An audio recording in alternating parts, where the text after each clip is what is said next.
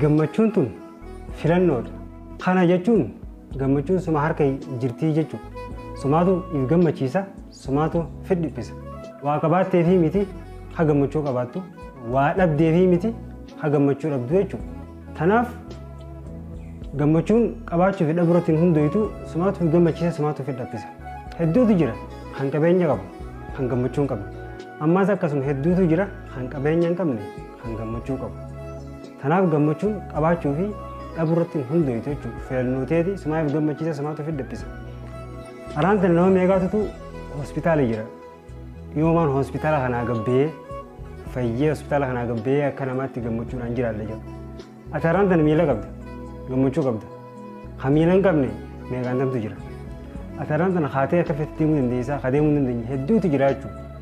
Tanaaf hundinuu ifumaaf if gammachiisa, hundinuu ifumaaf if dhiphisa. Atis waan dhabde ilaaltee ifitti hin dhiphisin, waan qabdus laaliitii gammadi meeqis takka takka. Waan dhabde qofa irratti xiyyeeffattee gammachuu ofirraa fageessurra taniin dhabe tanaa taniin qabu hoo maali jiiti meef gaafadhu. Fayyaa guutuu qabaachuun waan guddoo takka jechuudha. Fayyaan tun hin argamtu waan ta'eef.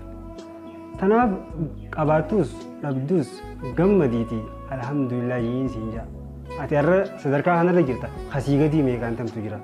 San hundaa'u hubachuu sirra jiraata. Na hubatte jeetin amana. Waan na dhaggeeffattaniif guddaa galatooma. Teenya.